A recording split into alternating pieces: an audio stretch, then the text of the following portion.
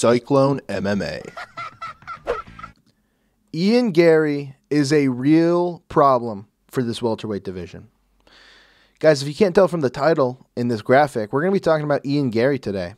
Ian Garry's coming off a win against Carlos Prates, the first fighting nerd, may I say, to lose in the UFC.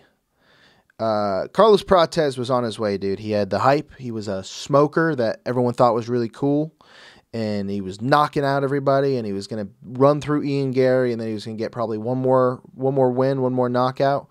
He was going to fight Bilal from there. He was going to knock him out and take the title and be a superstar. And Ian Garry stopped that. Great fight.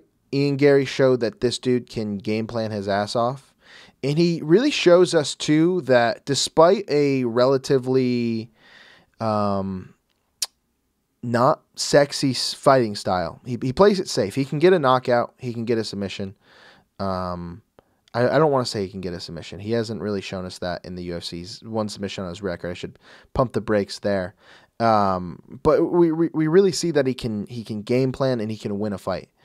You know, he stood toe to toe with Carlos Prates, but he was careful. He was kind of on the back foot a little bit. He didn't want to run into a power shot. You saw a similar fight to how he fought Jeff Neal. He game planned in a way that put him in the best position to win a fight. And you're not going to always get the most fans that way. I mean, Bilal Muhammad is a similar type of fighter. You know, like you saw him striking with a guy like Sean Brady, who has great wrestling, but you see him wrestle guys like Leon, who don't have the best wrestling and are really good strikers. Ian Garry is of that ilk, where he's going to do what he needs to win.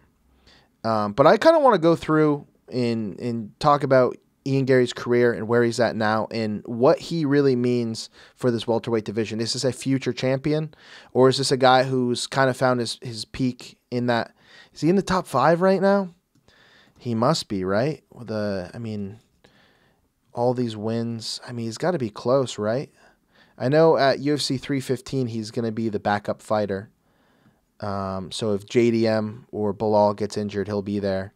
He's number 7. He's behind Joaquin Buckley, Jack Della Maddalena, Kamaru Usman, Leon Edwards, Shavkat Rakhmonov, Sean Brady, and then, of course, the champ, Bilal Muhammad. Oh my God, dude. If I forgot his name right there, that would have been rough. I literally clicked out right then. Okay. Sorry, Bilal. Ian Garry, he started off his career in the UFC against Jordan Williams, a fight that he should have won. Got a knockout late into the round. Had a couple of decisions there against Weeks and Green. No notable names there. He fought Kenan Song, and he showed us something in this fight. He got rocked in this fight. He came back to get a finish in the 3rd round. That showed us something. It shows us this guy who, you know, has never lost before can be a dog. He can come back from adversity and come back and get a win. From there, he fought D-Rod. He got a head kick knockout. Beautiful, beautiful finish. Something that he kind of predicted and alluded to, you know, having a game plan for. From there, he fought Neil Magny. And this was an impressive victory that a lot of people kind of hated on. He didn't get the finish, and he had Magny on skates. He was leg kicking the shit out of him. And Neil Magny is the ultimate gatekeeper. And a lot of people, when you say they're a gatekeeper, they take that as a negative thing. It's not. Neil Magny, if you want to be anything in the welterweight division, you have to be able to beat Neil Magny. I mean, Mike Malott, a prospect that a lot of people have a lot of faith in, he did not pass the Neil Magny test. He's got a ways to go if he wants to climb this welterweight rankings. Ian Garry passed the Neil Magny test with flying colors. And this is a round where fans started to hop off the Ian Garry train just because of a lot of the controversies and a lot of the shit talk that was taking place. It continued with his next fight against Jeff Neal, and this was a boring fight. It was not the most entertaining fight. You know, Ian Garry wasn't exchanging all that much, but it was a very smart fight, and he won a split decision victory. And you can't go into a firefight with Jeff Neal. I mean, Shavkat Rakhmonov, he said, screw it, firefight. Fought him, and he got rocked a lot. He ended up winning. He ended up getting a finish. From there, you got the Michael Venom Page fight. And Michael Venom Page, dude, he's not just the Bellator guy anymore. This guy is crazy. He just beat Shara Bullet. I mean, he's He's won 3 out of the 4 fights he's had in the UFC. The only guy he didn't beat is Ian Garry. Sorry, he's only had 3 fights in the UFC. I misspoke there. But he won 2 of the 3. Beat Sharabola, beat Kevin Holland. Those are 2 legitimate guys. Ian Garry got it done. It wasn't a sexy fight. People were booing, but he got it done. That's the thing.